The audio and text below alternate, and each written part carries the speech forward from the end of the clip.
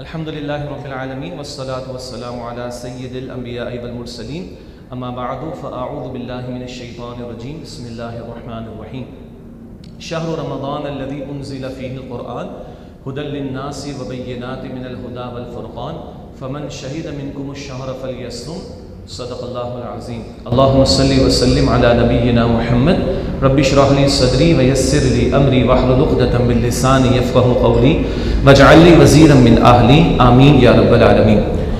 پاکستان میں اعلان ہو چکا ہے کہ آج چاند نظر نہیں آ سکا، تو گویا کہ شعبان کی 30ویں شب ہے جو کہ آخری تاریخ ہے، اور کل سے انشاءاللہ غروب آفتاب کے ساتھ ہی پاکستان میں ماہ رمضان کا آغاز ہوگا۔ تو انشاءاللہ تراویح کا سلسلہ یہاں انشاءاللہ کل سے ہم باقاعدہ شروع کریں گے۔ البتہ اس وقت تقریباً کوئی 50 منٹ کی گفتگو مجھے آپ کے سامنے رکھنی ہے انشاءاللہ تعالی۔ کل بھی ہمارا ایک ابتدائی سیشن تھا، کل گھڑی میرے سامنے نہیں تھی تو میں تھوڑا کنٹرول نہیں کر پا سکا تھا۔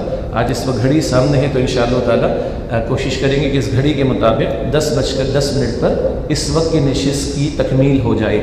لیکن ماشاءاللہ جو حضرات و خواتین اور بچے ماشاءاللہ تشریف لائے ہوئے ہیں، ان کی کچھ دلچسپی کا سامان ضرور ہوگا آج کی گفتگو میں۔ 3 حصے ہیں آج کی ہماری اس وقت کی گفتگو کے۔ پہلا حصہ تو ماہ رمضان کی فضیلت کے حوالے سے نبی اکرم صلی اللہ علیہ وسلم کا ایک معروف خطبہ ہے، اور احادیث کی روایات میں پتہ چلتا ہے کہ شعبان کی آخری تاریخ کو یہ خطبہ حضور علیہ السلام نے صحابہ کرام کے سامنے دیا، تو ہم بھی اسی بات کی پیروی کرتے ہوئے اس خطبے کا ترجمہ مختصراً تشریح کے ساتھ انشاءاللہ سمجھیں گے۔ یہ اس وقت کی گفتگو کا پہلا حصہ، رمضان کی فضیلت کے بارے میں نبی اکرم صلی اللہ علیہ وسلم کا عطا کردہ فضیلت پر مبنی خطبہ۔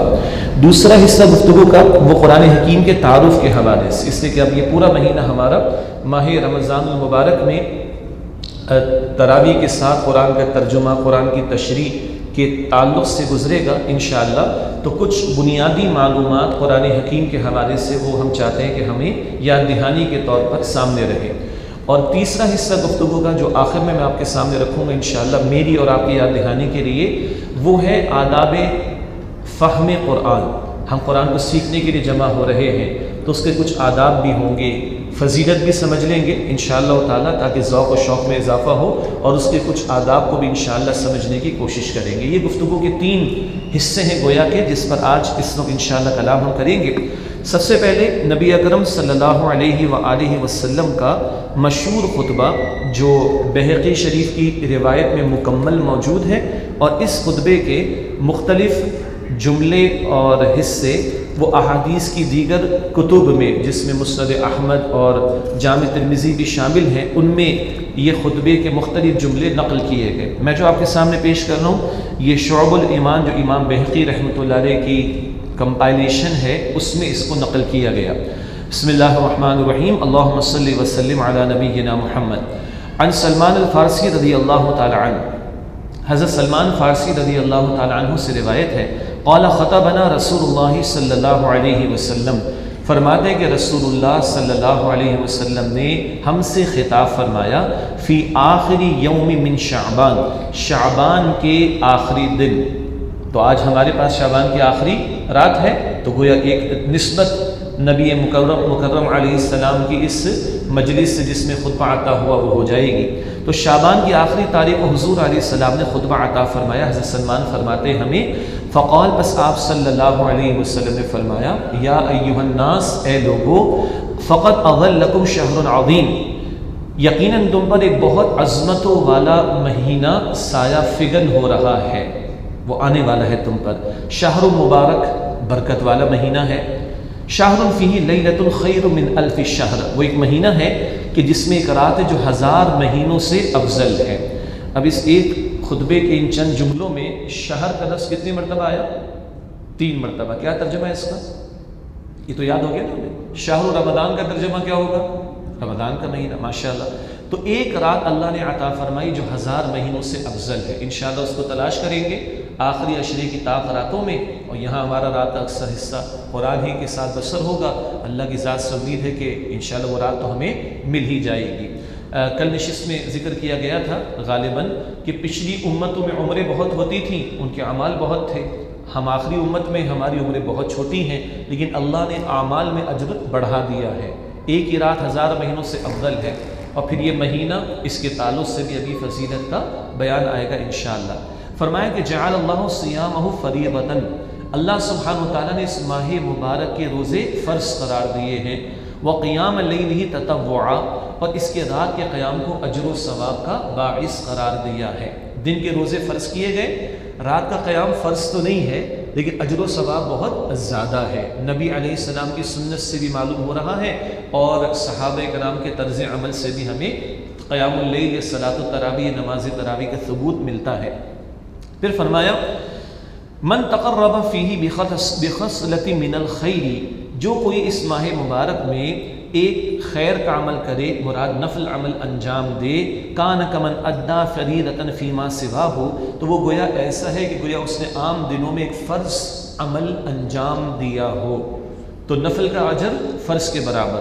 آگے فرمایا ومن ادا فریضۃ فیہ کان کمن ادا 70 فریضۃ، اور جس کسی نے اس ماہ مبارک میں کوئی فرض عبادت ادا کی، جیسے کہ نماز ہے مثلاً، وہ ایسا ہے کہ گویا عام دنوں کے 70 فرض اس نے ادا کیے ہوں. یہ ہے موسم بہار، یہ نیکیوں کا موسم بہار، یہ ایمان والوں کا سیزن جس پر کل ہم نے کچھ کلام کیا تھا. نفل کا ثواب فرض کے برابر، فرض کا ثواب 70 فرضوں کے برابر. آگے فرمایا وَهُوَ الشَّهْرُ الصَّبْرُ، یہ صبر کا مہینہ ہے. وَالصَّبْرُ ثَوَابُهُ الْجَنَّةُ، اور صبر کا بدلہ جنت کے سوا کچھ نہیں. روزہ بھی صبر ہی ہے، بھوک کو برداشت کرنا بھی صبر، پیاس کو برداشت کرنا بھی صبر. اور ٹریفک کے اندر افطار سے آدھے گھنٹے پہلے اگر پھنس جائیں تو بھی کیا کر سکتے ہیں؟ صبر ہی کر سکتے ہیں. ٹھیک ہے. اسی طرح رات کو کھڑا ہونا ہے اللہ کے حضور تو صبر ہے. ہاں آرام تو کم کرنا ہے، محنت زیادہ کرنی. سیزن ہے تو کمائی بھی زیادہ ہوگی انشاءاللہ، لیکن اللہ کی شان کریمی حضور علیہ السلام فرما رہے اس صبر کا بدلہ کیا ہے؟ جنت. اللہ ہم سب کو عطا فرمائے. والصبر ثوابہ الجنہ، اور فرمایا کہ صبر کا بدلہ وہ جنت ہے. والشہر المواسات، اور یہ غمخواری کا، ہمدردی کا مہینہ ہے. دیکھیے ویسے بھی اللہ کی راہ میں اس ماہ مبارک میں بڑا خرچ ہوتا ہے. اللہ اخلاص کے ساتھ ہمیں توفیق عطا فرمائے زیادہ سے زیادہ اپنی راہ میں خرچ کرنے کی. مزید بنا ہم دن بھر بھوکے رہتے ہیں، پیاسے رہتے ہیں، تو ہمیں بھوک اور پیاس کی شدت کا اندازہ ہوتا ہے. عام دنوں میں نہیں ہوتا. ہمارے پیٹ بھرے ہوئے، ہمارے بچوں کے پیٹ بھرے ہوئے الحمدللہ، ہمارے گھروں میں ریفریزرز بھرے ہوئے ہیں، ہمارے بینک اکاؤنٹ میں پیسے موجود ہیں. ہم ایک وقت میں جو ہے وہ 1 مہینے کی جو ہے وہ شاپنگ بھی کر لیتے ہیں، گروسری کی، اور نہ جانے کیا کچھ. کوئی ایشو ہمیں محسوس نہیں ہوتا. لیکن اس سے پوچھیے نا کہ جس کے گھر میں دوپہر کا کھانا اور رات کا نہ ہو تو بھوک کیسے ستاتی ہے اس کو. تو یہ بھی اللہ کی شان کریمی ہے اور اس کے احکامات کی حکمت ہے کہ روزے سے ایک طرف اللہ سے تعلق مضبوط ہو رہا ہے تو دوسری طرف مخلوق خدا کی بھوک اور پیاس کی شدت کا احساس بھی ہو رہا ہے اور پھر اللہ کی راہ میں خرچ کرنے کا جذبہ بھی ہے. فرمایا کہ وَهُوَ شَهْرُ الْمَوَاسَات، اور یہ مواسات کا، غمخواری کا، ہمدردی کا مہینہ ہے. وَالشَّهْرُ يُزَادُ فِيهِ رِزْقُ الْمُؤْمِنِ، اور یہ مہینہ ہے جس میں مومن کے رزق میں اضافہ کر دیا جاتا ہے. کچھ لوگوں نے سمجھا وہ عید کا بونس ملتا ہے نا، یہ وہ ہے. کچھ لوگوں نے کہا جو مارکیٹ میں شاپنگ مالز بھرے ہوئے ہیں نا اور بھرے رہیں گے، خوب کمائی ہوتی ہے، ان کی کمائی، ان کی کپڑائی، کپڑے والوں کی کمائی، کھانے والوں کی کمائی، اللہ برکت دے. لیکن یہ وہ رزق نہیں ہے بھائی. یہ رزق کون سا ہے؟ رزق صرف مادی اشیاء میں نہیں ہوتا، رزق روحانی معاملات میں بھی ہوتا ہے. نیکی کی توفیق ملنا، نیکی میں آگے بڑھنے کی توفیق ملنا، اللہ کو راضی کرنے کی کوشش میں آگے بڑھنا، اس کی محنت، اس کا موقع مل جائے، اجر و ثواب نیکی کا بڑھ رہا ہے، ہدایت میں بندہ آگے بڑھ جائے، رحمت خدا بندی کا مستحق ہو جائے، یہ اصل رزق ہے. اس کی طرف توجہ دینی چاہیے. وَالشَّهْرُ يُزَادُ فِيهِ رِزْقُ الْمُؤْمِنِ، اور یہ مہینہ ہے جس میں مومن کے رزق میں اضافہ کیا جاتا ہے. مَنْ فَطَرَ فِيهِ صَائِمًا، جو کسی روزے دار کو روزہ افطار کرائے، کان لہ مغفرۃ لذنوبہ، تو اس کے لیے گناہوں کی بخشش ہے. وعتق رقبتہ من النار، اور جہنم کی آگ سے اس کی گردن کی آزادی کی بشارت بھی ہے. اللہ اکبر. وکان لہ مثل اجرہ من غیر ان ينتقص من اجرہ شیء، اور اس کے لیے اس روزے دار جتنا اجر ہوگا جس کو اس نے افطار کرایا، حالانکہ اس روزے دار کے اجر میں کوئی کمی نہیں کی جائے گی. 3 باتیں آئیں. جو کسی کو روزہ افطار کرے گناہوں کی بخشش بھی ہے، جہنم سے آزادی بھی ہے، اور جس کو افطار کرایا اس کو تو اجر ملے گا، اتنا ہی اجر افطار کرانے والے کو بھی عطا ہوگا۔ اس تعلق سے 2-3 باتیں سمجھنا چاہیے۔ نمبر 1، جب نوافل اور نیکیوں کے فضائل بیان ہوں گے تو یہ سب کچھ بھی بیان ہوگا، لیکن اصول یہ ہے کہ فرائض اور واجبات کی پابندی شرط لازم ہے، حرام اور منع کردہ باتوں سے بچنا شرط لازم ہے۔ کسی کی مدد کی جا رہی ہے، کسی پر خرچ کیا جا رہا ہے تو حلال آمدن سے ہونا ضروری ہے۔ وہ جو سٹینڈرڈز آلریڈی سیٹ ہیں وہ ذہن میں رہیں تو پھر انشاءاللہ ان نیکیوں کا بھی اجر و ثواب اللہ سبحانہ و تعالیٰ عطا فرمائے گا۔ البتہ صحابہ کو ایک پریشانی ہو گئی رضی اللہ تعالیٰ عنہم اجمعین، اور صحابہ کی یہ پریشانیاں ہمارے لیے رحمت کا باعث بن جایا کرتی۔ تو ان کی پریشانی کس بات کی تھی؟ ہم اجر میں پیچھے تو نہیں رہ جائیں گے، اب اتنا اجر ہے کہ گناہوں کی معافی اور روزے دار کے برابر ثواب عطا ہوگا، تو پھر تو ذہن میں آیا ہوگا کہ کوئی بہت بڑا افطار کا اہتمام کرنا پڑے گا تب شاید اجر ملے۔ اور سلمان فارسی کون ہے رضی اللہ عنہ؟ درویش صحابہ میں سے کوئی بہت زیادہ مالدار بھی نہیں ہے۔ تو ایک سوال اٹھا، قلنا کہتے ہیں کہ ہم نے عرض کی یا رسول اللہ، اے اللہ کے رسول مکرم صلی اللہ علیہ وسلم، لیس کلنا یجید ما یفطر به الصائم، ہم میں سے ہر ایک کے پاس تو اتنا نہیں ہے کہ جس سے روزے دار کو افطار کرایا جا سکے۔ اتنا ڈھیروں ثواب تو کب ملے گا؟ جب اہتمام بھی بہت زیادہ ہو۔ تو فقال رسول اللہ صلی اللہ علیہ وسلم، تو اللہ کے رسول مکرم صلی اللہ علیہ وسلم نے فرمایا سبحان اللہ، یعطی اللہ هذا الثواب من فطر صائما على مضغة لبن او شربة من ماء، اللہ یہ ثواب تو اس کو بھی عطا فرما دے گا جو دودھ یا لسی کے چند گھونٹ پلا کر کسی کو روزہ افطار کرا دے، اس سے کم جو پانی کے چند گھونٹ پلا کر کسی کو افطار کرا دے۔ کیوں؟ اللہ سب کا خالق ہے، سب کا مالک ہے، امیروں کا بھی اور غریبوں کا بھی، صاحب ثروت لوگوں کا بھی اور مالی اعتبار سے کمزور لوگوں کا بھی۔ یہ نہیں کہ کچھ کو ملے گا کچھ کو نہیں ملے گا، نہیں، اللہ کی شان کریمی سے بات بہت بعید ہے، ہر ایک کو شامل کر دیا۔ دودھ یا لسی کے چند گھونٹ یا پانی ہی کے چند گھونٹ سے تو میں کسی کو افطار کرا دوں تو یہ ثواب اس کو بھی عطا ہوگا۔ ہاں، ایک ایڈیشنل بات حضور نے بیان فرمائی صلی اللہ علیہ وسلم، ومن اشبع صائما، اور جو کسی کو کسی روزے دار کو پیٹ بھر کر کھلا دے، سقاہ اللہ من حوضی، اللہ میرے حوض کوثر سے اس کو پانی پلائے گا، شربتاً وہ پانی وہ مشروب، لا یظمأ حتی یدخل الجنہ، تو اسے پیاس نہیں لگے گی جب تک کہ وہ جنت میں داخل نہ ہو جائے، جنت میں داخلے تک کوئی پیاس محسوس اس کو نہیں ہوگی۔ اس سے یہ پتہ چلا کہ اگر پیٹ بھر کر کبھی کھانا کھا لیا جائے تو کوئی حرام کام نہیں ہے، کوئی منع کردہ بات نہیں ہے۔ ہاں، عام حالات میں وہ جو حدیث شریف ہے کہ بھائی کھانے کے لیے بھی ایک حصہ ہونا چاہیے اور پینے کے لیے بھی ہونا چاہیے اور ایک حصہ جینے کے لیے بھی ہونا چاہیے، ہوا کے لیے بھی تھوڑا حصہ چھوڑنا چاہیے، وہ عمومی بات ہے۔ اور کبھی کوئی پیٹ بھر کے کھا لے یا کسی کو کھلانے کی بات آئے تو یہ کوئی ممنوع قسم کی بات نہیں ہے، کوئی بہت زیادہ اس میں بہت زیادہ محتاط نہیں ہو جانا چاہیے۔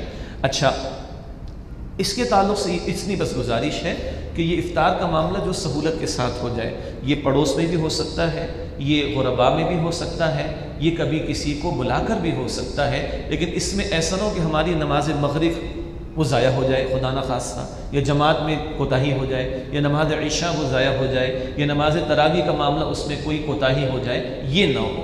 اور پھر وہ دکھاوے اور لمبے چوڑے اہتمام یہ بالکل مناسب نہیں، لیکن اس کے سوا افطار کی یا افطار کرانے کی جو فضیلت ہے اس کا تذکرہ بھی سامنے آیا ہے۔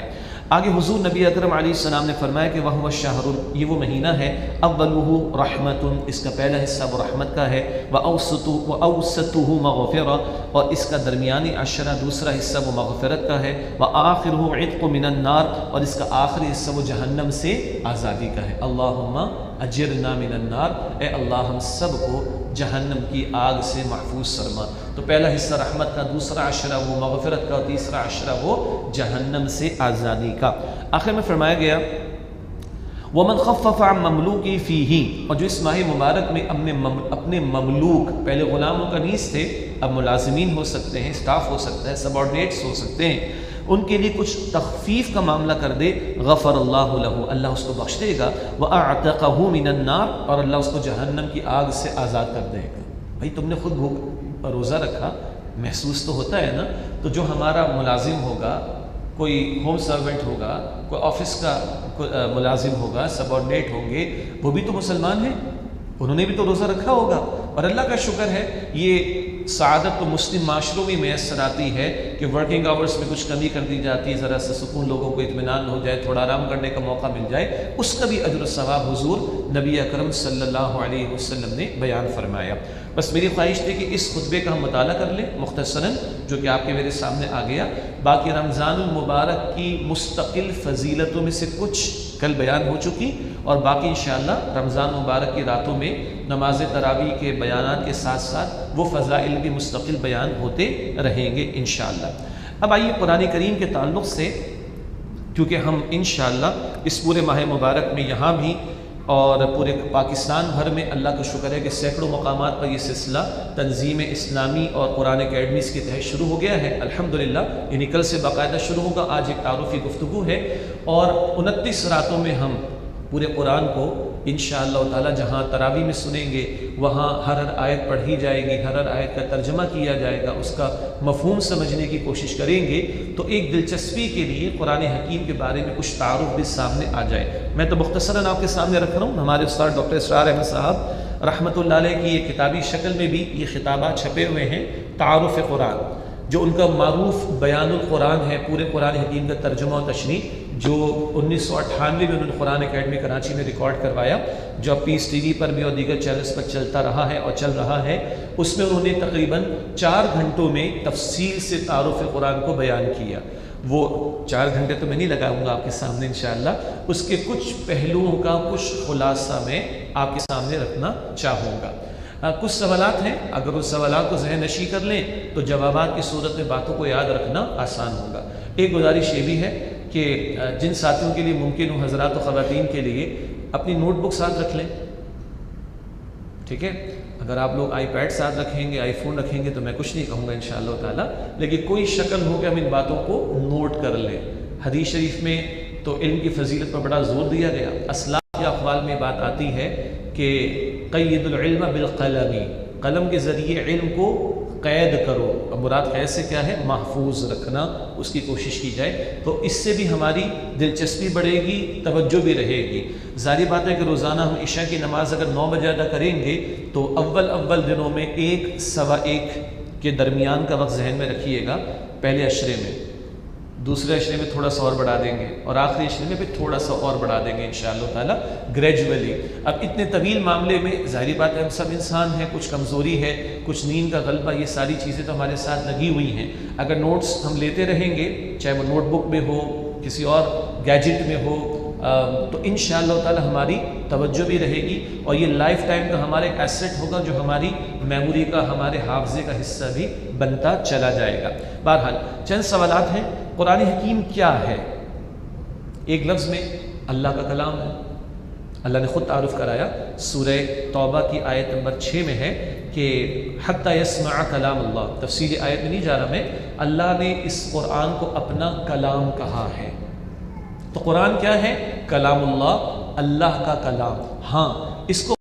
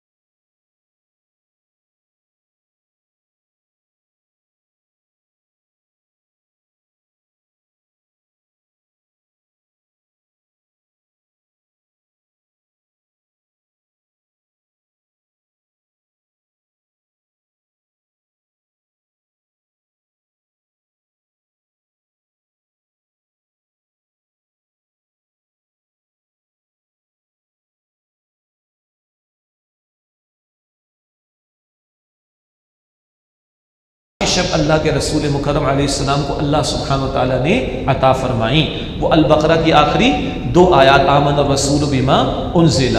تو پورا قرآن زمین پر نازل ہوا، اور معروف بات ہے کہ یہ 2 آیات آسمانوں پر بلا کر حضور نبی اکرم علیہ السلام کو عطا کی گئی سورۃ البقرہ کی آخری 2 آیات. تو کہاں نازل ہوا؟ حجاز. کیسے نازل ہوا؟ اس میں 2-3 باتیں ہیں.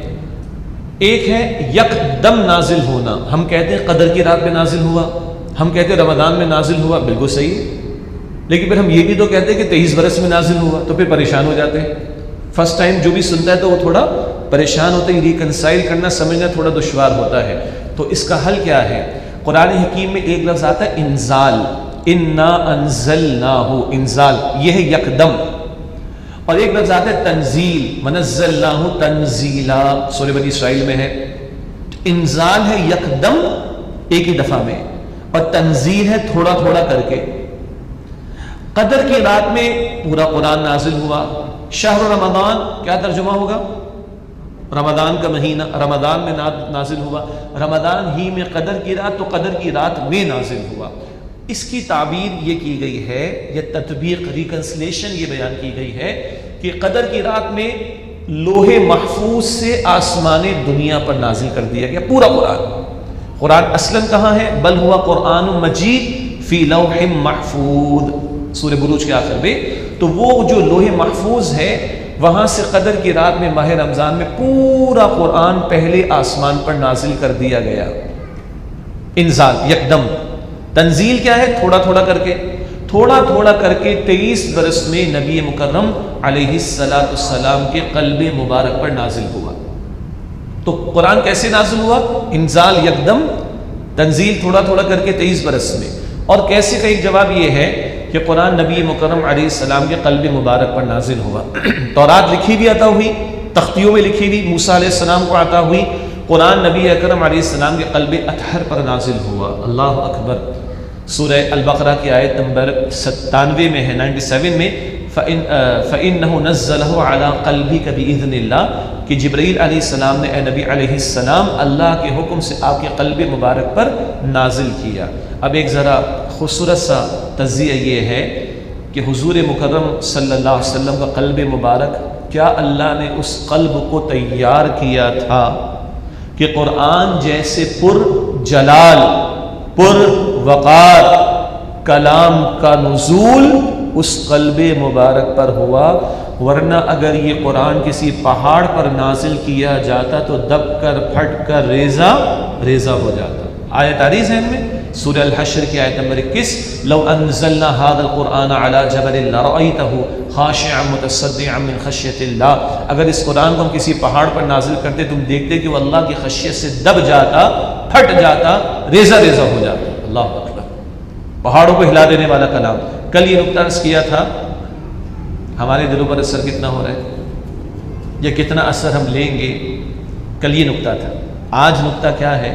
کیا ہوگا قلب محمدی صلی اللہ علیہ وسلم، کیا ہوگا قلب مصطفیٰ صلی اللہ علیہ وسلم کہ جس دل کو رب کائنات نے قرآن جیسے پر جلال پر وقار کلام کے نزول کے لیے تیار کیا تھا. یہ کیسے کا جواب ہے جی. اور مجھے خوشی ہوگی کچھ اگر بچے ہمیں جو ہے نا، یا کچھ بڑے بھی ممکن ہے وہ نوٹس دکھا سکیں بعد میں کہ آج آپ نے یہ بیان کیا تھا، کیونکہ میرے سامنے لکھا ہوا نہیں ہے.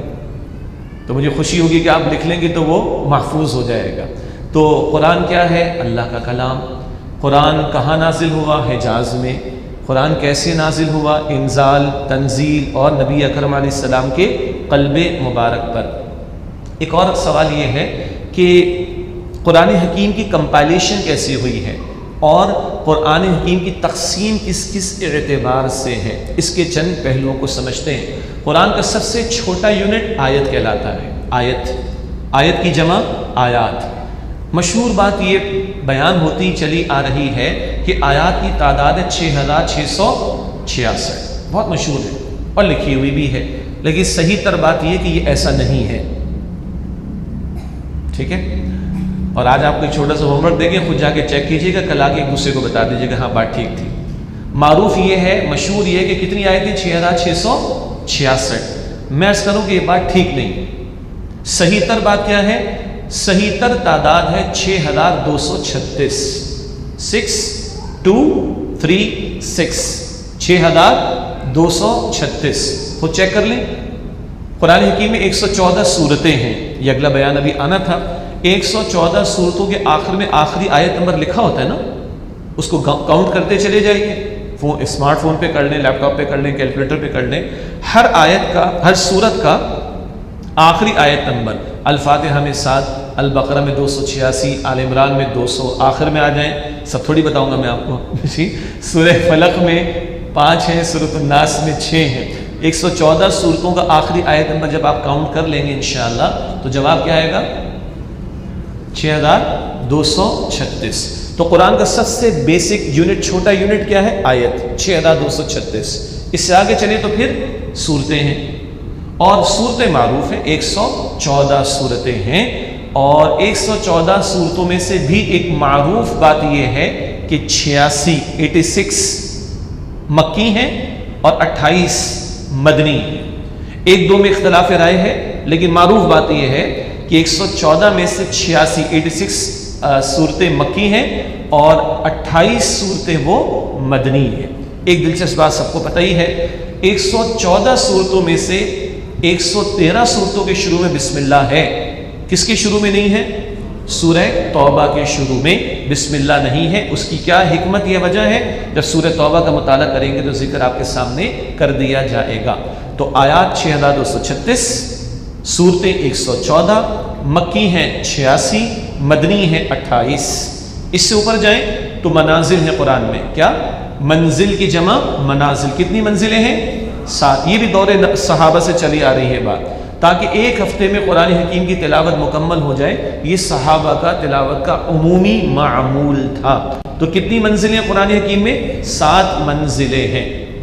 اس سے آگے چلے تو رکوع کی تقسیم آتی ہے، یہ بعد کے دور میں ہے، صحابہ کے بعد کے دور میں۔ رکوع کا لفظ رکعت سے بنا ہے، ایک رائے ہے۔ مقصد ہے کہ بڑی صورتیں کتنی پڑھیں بھائی، کتنا پڑھیں قرآن؟ تو ایک نشان لگا دیا جائے رکوع کا عین والا کہ ہاں بھائی یہاں ایک بات مکمل ہو گئی ہے، تاکہ اتنا حصہ تلاوت کر کے رکوع کر لیا جائے۔ دوبارہ رکوع کا لفظ ایک رائے کے رکعت سے بنا، اور طویل صورتوں میں ضرورت تھی کہ بریک لگا دیا جائے کہ بھئی یہاں تک آپ پڑھ لیں تو ایک مفہوم مکمل ہو جاتا ہے۔ تو اس نسبت سے رکوعوں کے نشان لگائے گئے۔ کتنے رکوع قرآن حکیم میں؟ مشہور چلا آیا ہے 540۔ یہ بات بھی درست نہیں ہے، ٹھیک ہے؟ مشہور چلانے سے کتابوں میں آپ پڑھیں گے، معلومات کی کتابیں اور جنرل نالج کی بکس وغیرہ میں تو لکھا ہوا ملے گا 540، ایسا نہیں ہے۔ رکوعوں کی تعداد ہے 558، رکوعوں کی تعداد ہے 558۔ آگے چلیں تو پاروں کی تقسیم ہے، پاروں کی۔ ہم اگر کہیں نا سی پارے تو یہ فارسی میں 30 بنتا ہے۔ سی پارے کتنے پارے ہو گئے؟ 30۔ تو ویسے ہی ٹھیک نہیں اگر میں یہ کہوں کہ میں 5واں سی پارہ پڑھ رہا ہوں تو یہ 30 جمع 5 کتنا ہو جائے گا؟ 35۔ تو کہنا چاہیے میں 5واں پارہ تلاوت کر رہا ہوں۔ آج ہم 10ویں پارے کا مطالعہ کریں گے۔ یہ تو ذرا ایک ضمنی سی بات تھی۔ پاروں کی تعداد 30 ہے۔ وہ تو کچھ لوگوں کی غلطی کا معاملہ کیا کر سکتے ہیں، وہ 40 سمجھ بیٹھے اور 10 پتہ نہیں کہاں لے کے چلے گا۔ وہ جاہلوں کی بات ہے، وہ اہل علم کی بات ہے، وہ جاہلوں کی بات ہے۔ بارہ چھوڑ دیں اس کو۔ 30 پارے، یہ بھی بعد کی دور کی تقسیم ہے، دور صحابہ میں نہیں۔ بعد میں کیوں ہوئی؟ کہ ذرا ایمان میں کمزوری کا معاملہ آ گیا تو چلو بھائی ایک مہینے میں قرآن حکیم کی تلاوت مکمل ہو جائے تو 30 حصے اس کے کیے گئے ہیں۔ البتہ اس میں کچھ کلام ہے کہ کچھ مقامات پر آدھی بات ادھر ہے آدھی بات ادھر ہے، وہ بحث اپنی جگہ، وہ ہم دور ترجمہ قرآن میں ایک آدھ جگہ ذکر کر دیں گے، جس سے پتہ چلتا ہے کہ دور نبوی دور صحابہ میں جو تقسیم ہوئی وہ اپنی جگہ ہے، اور جو بعد میں ہوئی اس میں کچھ کلام چھوٹا موٹا کیا جا سکتا ہے، لیکن وہ حکمت بری باتیں تھیں، جیسے کہ رکوع کی بات آئی اور پاروں کی بات آئی۔ تو دوبارہ دہرا لیتے، آیات کی تعداد 6236 اور صورتوں کی تعداد 114، مکی ہیں 86، مدنی ہیں 28، اور منزلوں کی تعداد کتنی ہے جی؟ 7، اور رکوع کی تعداد ہے 558 اور پاروں کی تعداد ہے 30۔ ٹھیک ہے، ایک تقسیم اور ہے، وہ استاد محترم ڈاکٹر اسرار احمد صاحب نے بھی بیان فرمائی رحمۃ اللہ علیہ، اور ماضی قریب میں مولانا حمید الدین فرائی رحمۃ اللہ علیہ نے بھی بیان فرمائی۔ وہ فہم قرآن کا ایک پہلو ہے، مگر یہ کہ اس کا ایک اصولی نقطہ میں بتا دوں کہ کہ 7 گروپس انہوں نے بنائے ہیں ترتیب قرآن کے ہی مطابق۔ ہر گروپ میں کم از کم ایک مکی صورت یا ایک مدنی صورت ضرور ہوتی ہے، پھر مکی مدنی صورتوں کے جوڑے بنتے چلے جاتے ہیں۔ لیکن یہ تھوڑی ذرا گہری بات ہے تو تفصیل میں نہیں جائیں گے، سننا چاہیں تو استاد محترم ڈاکٹر اسرار احمد صاحب رحمۃ اللہ علیہ کے خطاب میں یا ان کا جو خطاب کتابی شکل میں موجود ہے، اتفاق سے میرے پاس موجود ہے، اس میں ہم اس کو پڑھ سکتے ہیں۔ تو یہ تھا قرآن حکیم کی جو تقسیم ہے اس کے تعلق سے بیان۔ ایک دلچسپ تاریخ اور نقطہ ہے، صرف اشارتاً، ورنہ اس پر تو بہت تفصیلی کلام ہے، وہ ہے قرآن حکیم کی ترتیب کیسے دی گئی، تدوین کیسے ہوئی، کمپائلیشن کیسے ہوئی۔ 23 برس میں نازل ہوا نا، تو اب اس کی کمپائلیشن کیسے ہوئی، بڑا دلچسپ نقطہ ہے۔ ایک دور خود حضور کا صلی اللہ علیہ وسلم، ایک دور ہے صحابہ کرام کا رضی اللہ تعالی عنہم اجمعین، اور اس میں بھی پھر ایک دو تفصیل طلب باتیں ہیں، تو مختصر میں اشارہ کر دوں۔ اچھا جی، ایک بڑا دلچسپ کوئز کا سوال، قرآن کے سب سے پہلے حافظ کون ہے؟ جبرائیل کی بات نہ کیجیے گا علیہ السلام، جی قرآن کے سب سے پہلے حافظ کون ہے؟ خود حضور نبی اکرم صلی اللہ علیہ وسلم۔ 10 مرتبہ سوچے گا آدمی، پتہ نہیں کون تھے۔ حالانکہ سادہ سا جواب کیا ہے، قرآن کے پہلے حافظ خود حضور صلی اللہ علیہ وسلم تھے۔ اب سنیے گا، دور نبوی میں کیا ہوا، قرآن کا نزول ہو رہا ہے، حضور تو خود حافظ ہیں اور اکثر صحابہ حضور سے حفظ کر رہے تھے، اکثر۔ ایک بات، البتہ حضور لکھواتے بھی تھے قرآن، اور لکھنے والوں کو کاتبین وحی کہتے، کاتب لکھنے والا، کاتبین لکھنے والے، کاتبین وحی، اور ان کی تعداد احادیث کی روشنی میں، سیرت کی کتابوں کی روشنی میں اہل علم نے جو بیان فرمائی، حضور کے دور میں صلی اللہ علیہ وسلم وہ کم از کم 43 صحابہ ہیں۔ کتنے؟ 43 صحابہ کم از کم۔ خلفائے راشدین بھی ان میں شامل ہیں اور دیگر صحابہ بھی شامل ان میں رضی اللہ تعالی عنہم اجمعین۔ تو یہ کاتبین وحی حضور کے کہنے کے مطابق لکھتے۔ اب وہ لکھنے کے لیے کیا کچھ استعمال ہوتا، ایک تفصیل ہے، وہ میں نہیں جا رہا اس میں۔ یہ جو لکھتے، حضور ان کو یہ بھی بتاتے صلی اللہ علیہ وسلم کون سی آیت کہاں آئے گی بھائی، اور اکثر صحابہ حفظ کر رہے تھے اور حضور ان کو بتا رہے تھے، اور حضور ہر سال ماہ رمضان میں جتنا قرآن نازل ہو چکا ہوتا اس کا دور کس کے ساتھ فرماتے؟ جبرائیل کے ساتھ علیہ السلام۔ جیسے ہمارے حفاظ ایک دوسرے کے ساتھ کرتے، حضور علیہ السلام جبرائیل کے ساتھ دور کرتے۔ یہ ڈیوائن اسکیم اور سپرویژن کے مطابق قرآن کی کمپائلیشن ہو رہی تھی، تدوین ہو رہی تھی۔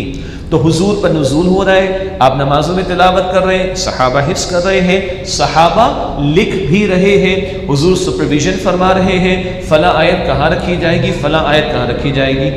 دو دلچسپ مثالیں، سورۃ البقرہ مدنی سورت ہے، اس کی آخری 2 آیتیں معراج میں عطا ہوئی، وہ کون سا دور ہے؟ مکی۔ سورۃ البقرہ مدنی سورت ہے، اس کی آخری 2 آیات معراج کی شب عطا ہوئی، وہ کون سی ہے؟ مکی۔ حضور نے بتایا یہاں رکھو۔ سورہ مزمل مکی سورت ہے، اس کا دوسرا رکوع ایک ہی طویل آیت ہے، وہ مدنی دور میں نازل ہوا، قتال کا بھی ذکر ہے اس میں۔ سورہ مزمل مکی صورت ہے، اس کا دوسرا رکوع ایک طویل آیت پر مشتمل ہے، حضور نے بتایا کہ نہیں اس کو یہاں مزمل کے ساتھ رکھو۔ تو یہ پوری سپرویژن توقیفی امور میں سے ہے۔ توقیف، یہ رس کبھی کتابوں میں آپ پڑھیں گے، ہم کہتے ہیں نہیں فلاں کے بتانے پر ڈیپینڈنٹ ہے، یہ فلاں کے بتانے پر موقوف ہے۔ تو قرآن کی اس وقت کی ترتیب یہ توقیفی امور میں سے ہے، حضور خود اس کو بتا گئے صلی اللہ علیہ وسلم، کون سی صورت پہلے، کون سی بعد میں، کون سی آیت کہاں، کون سی آیت کہاں، کون سی مدنی میں، کون سی مکی میں، حضور خود بتا بھی گئے، حفظ بھی کروا گئے صحابہ کو، اور صحابہ لکھ بھی رہے تھے۔ اور اللہ نے اعلان فرما دیا سورہ حجر کی آیت نمبر 9 میں، اِنَّا نَحْنُ نَزَّلْنَا الذِّكْرَ وَإِنَّا لَهُ لَحَافِظُونَ، بے شک ہم نے اس الذکر یعنی قرآن کو نازل کیا ہے اور ہم ہی اس کی حفاظت کرنے والے ہیں۔ تو حفاظت تو اللہ کر رہا ہے، لیکن یہ ظاہری اسباب کیا کچھ ہوتے رہے، حضور کے دور میں تو یہ معاملہ ہوا، صلی اللہ علیہ وسلم پورا نازل بھی ہوا، اور آخری سال حضور نے رمضان میں 2 مرتبہ جبرائیل علیہ السلام کے ساتھ دور کیا، اور صحابہ آپ کو سناتے، آپ تلاوت کرتے نمازوں میں، صحابہ سنتے، اور آپ اس کی سپرویژن فرماتے، کون سی سورت کہاں، کون سی آیت کہاں۔ جب حضور تشریف لے گئے، صدیق اکبر رضی اللہ تعالیٰ عنہ کا دور آیا، ایک معاملہ پیش آیا، اور ایک جگہ مسلمانوں کو دھوکے سے بلایا گیا اور شہید کیے گئے بہت سارے صحابہ، اور ایک بہت بڑی تعداد حفاظ صحابہ کی وہ شہید ہو گئی۔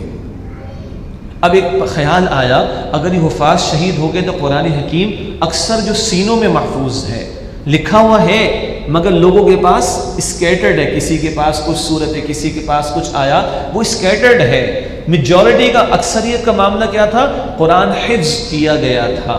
اس کے بعد ایک مشاورت ہوئی، تفصیلی مشاورت ہوئی، اور اس پر اتفاق ہوا، اور ایک کمیٹی بنا دی گئی۔ زید بن ثابت رضی اللہ تعالیٰ عنہ، یہ کاتبین وحی میں شامل بھی تھے۔ کون؟ زید بن ثابت رضی اللہ عنہ، اور ان کی سپرویژن میں ہر آیت کو لیا گیا، اور ہر آیت پر 2 گواہ ہوں کہ خود اس شخص نے حضور سے سنا، تب اسے قبول کیا جائے گا۔ سینوں میں تو محفوظ ہے، لیکن ہر آیت کو اس طرح قبول کیا گیا۔ وہ تفصیل تو تاریخ کی کتابوں میں اور علوم قرآن کی کتابوں میں آپ کو ملے گی، میں صرف دلچسپی کے لیے اشارہ کر رہا ہوں۔ ایک مصحف، ایک بک فارم میں حضرت ابوبکر صدیق رضی اللہ تعالیٰ عنہ کے دور میں قرآن جمع ہو گیا۔ ضرورت کیوں پیش آئی؟ حفاظ کی شہادت کی وجہ سے۔ بعد میں صدیق حضرت عمر رضی اللہ تعالیٰ عنہ کا دور آیا، اسلامی سلطنت پھیلی، آدھی دنیا ہمارے پاس تھی الحمدللہ۔ پھر حضرت عثمان رضی اللہ تعالیٰ عنہ کا دور آیا، اور سلطنت پھیلنا شروع ہو گئی۔ ایک مسئلہ پیش آ گیا، مسئلہ یہ پیش آ گیا کہ بہت سارے لوگ جو غیر عرب ہیں، ان کو تو عربی پڑھنا نہیں آتی، اور عربی لکھنے کے انداز بھی مختلف اور پڑھنے کے انداز بھی مختلف۔ مثلا مالک یوم الدین، مالک ہم جب پڑھتے ہیں قرآن میں تو میم پر کھڑا زبر ہوتا ہے نا، اگر ہم اردو میں مالک لکھنا چاہیں تو کیسے لکھیں گے؟ میم الف لام کاف، لیکن آپ کو قرآن میں کبھی نہیں ملے گا میم الف لام کاف، آپ کو ہمیشہ میم لام کاف ملے گا، اور اس پر سورہ فاتحہ میں کھڑی مالک۔ اور جب ہم سورۃ الناس میں آتے ہیں تو کیا پڑھتے ہیں؟ ملک الناس۔ ٹھیک ہے، پتہ چلا یہ ملک بھی پڑھا جا سکتا ہے اور مالک بھی، کھڑا زبر لگائیں تو مالک، زبر لگائیں تو ملک، یہ ہمارے لیے، عربوں کو مسئلہ نہیں تھا، لیکن یہ ایشو آیا غیر عرب میں۔ تو حضرت عثمان رضی اللہ تعالی عنہ کے دور میں ایک رسم الخط، one agreed upon menu script, لکھنے کا ایک انداز متفقہ، وہ طے ہو گیا حضرت عثمان کے دور میں رضی اللہ عنہ۔ آپ کبھی سنیں گے، آپ نے سنا ہوگا رسم عثمانی۔ یہ رسم عثمانی کا مطلب کیا ہے؟ اب لکھنے کا طریقہ بھی فکسڈ ہے، میم لام کاف سے مالک ملک ملے گا، میم الف لام کاف کبھی بھی نہیں ملے گا، یہ ڈیسائیڈڈ ہے، یہ ڈیسائیڈ ہوا، اس پر اتفاق ہوا حضرت عثمان غنی رضی اللہ تعالی عنہ کے دور میں۔ یہ بات واضح ہو رہی؟ حضور کے دور میں قرآن مکمل، حضور کے دور میں جو ہے وہ ترتیب دے دیا گیا، حضور کے دور میں بتا دیا گیا کہ کس آیت کو کہاں لکھنا ہے، اور اکثر حفاظ تھے، لکھا ہوا الگ الگ لوگوں کے پاس تھا۔ حضرت ابوبکر صدیق رضی اللہ تعالیٰ عنہ کے دور میں کتابی شکل میں آ گیا، حضرت عثمان رضی اللہ تعالیٰ عنہ کے دور میں ایک رسم الخط، one agreed upon menu script, اگر اس کو کہا جائے انگریزی میں تو شاید بہتر الفاظ ہوں گے، کہ وہ لکھنے کی ایک شکل، اس پر اتفاق ہو گیا، اور سرکاری نسخے بڑے بڑے شہروں میں بھجوا دیے گئے، اور اس سے پھر کاپی کی جاتی تھی، اور آج تو کروڑوں نسخے زمین پر اللہ کے فضل و کرم سے موجود ہیں۔ اس حوالے سے جو استاد محترم ڈاکٹر اسرار احمد صاحب کے خطابات ہیں تعارف قرآن کے عنوان سے، وہ بھی قیمتی ہیں، اور مفتی تقی عثمانی صاحب کی کتاب ہے علوم القرآن، علوم القرآن مفتی تقی عثمانی صاحب کی کتاب ہے، اس میں بھی تفصیلات آپ کو اور بھی مل سکتی ہیں، میں صرف 2 اشارے آپ کے سامنے حوالے کے طور پر رکھ رہا ہوں۔ اب آئیے آج کی گفتگو کا آخری حصہ، اور وہ ہے قرآن حکیم کے فہم کے آداب۔ بہت ساری باتیں ہو سکتی ہیں، میں 5-6 منٹ میں چند باتیں آپ کے سامنے رکھنا چاہوں گا۔ ہم بھی کیوں بیٹھیں گے انشاءاللہ کل رات سے قرآن کو سیکھنے کے لیے، قرآن سے ہدایت حاصل کرنے کے لیے، قرآن سے رہنمائی لینے کے لیے، قرآن کے نور سے اپنے سینوں کو منور کرنے کے لیے، قرآن کی برکتیں حاصل کرنے کے لیے۔ اس کے لیے سب سے پہلی شے، سب سے پہلی بات وہ اخلاص نیت کا معاملہ ہے۔ ساری نیت، ساری محنتوں کا معاملہ نیتوں پر ہے نا، انما الاعمال بالنیات، اعمال نیکیوں کی قبولیت کا دار و مدار نیتوں پر ہے۔ اللہ مجھے بھی توفیق دے میں بھی اخلاص نیت کے ساتھ بیان کروں، اللہ آپ کو بھی توفیق دے اخلاص نیت کے ساتھ یہاں پر ہم بیٹھے۔ اللہ ریاکاری سے، دکھاوے سے، شو آف سے میری آپ کی ہم سب کی حفاظت فرمائے۔ تو ایک بات اخلاص نیت کا معاملہ، دوسری بات طلب اور تڑپ کی بات، طلب اور تڑپ۔ ابو لہب میں طلب نہیں تھی، اس کو محمد رسول اللہ قرآن سنا رہے صلی اللہ علیہ وسلم، اور عربی بھی آتی اس کو۔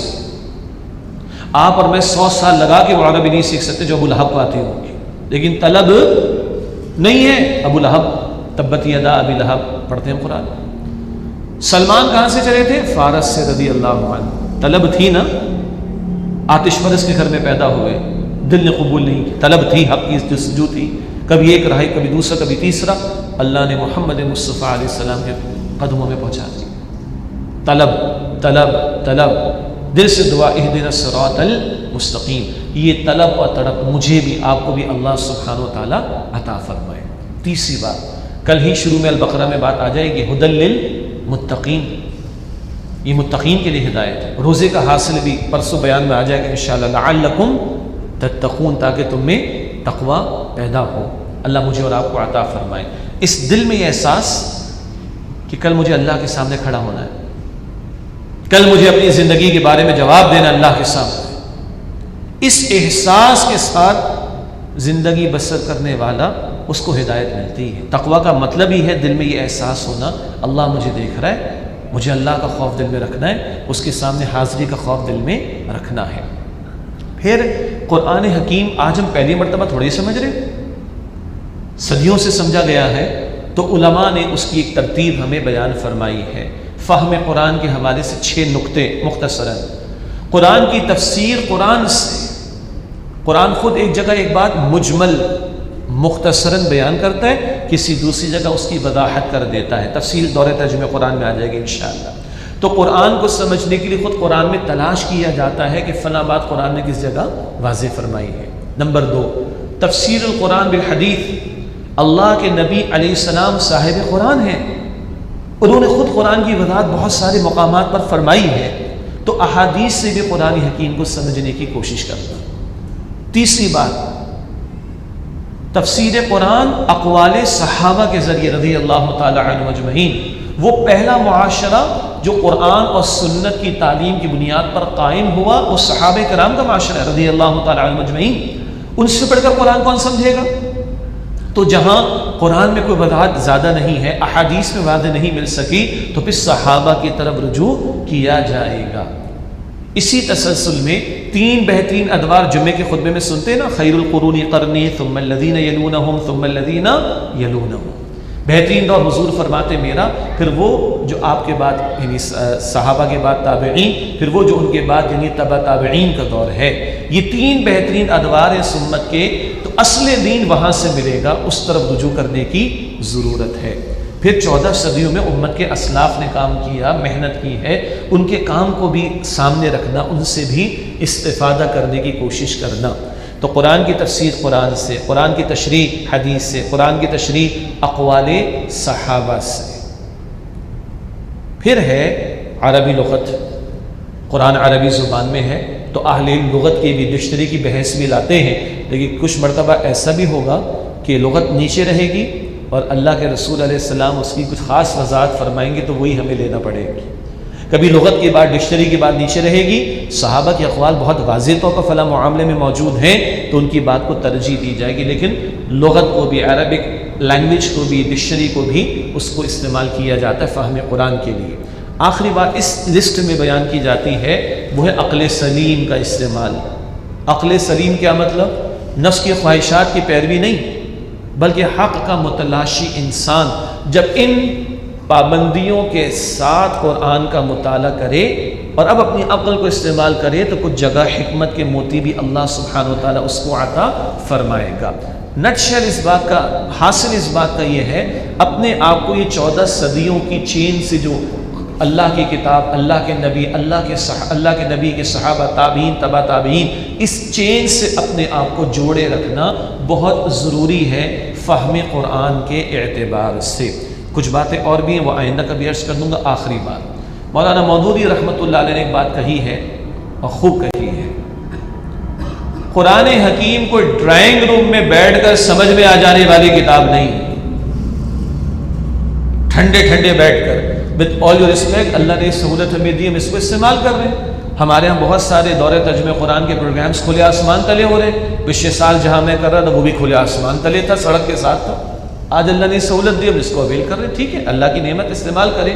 لیکن قرآن ایک جد و جہد کے دوران میں نازل ہوا ہے، 23 برس کی جد و جہد نبی اکرم صلی اللہ علیہ وسلم کی، اور اس جد و جہد کے دوران میں نشیب و فراز آئے ہیں، مشکلات و مسائب بھی آئے ہیں، ہر موقع پر رہنمائی کی ضرورت ہے، حالات بدلتے جاتے ہیں، رہنمائی بھی آتی چلی جا رہی ہے۔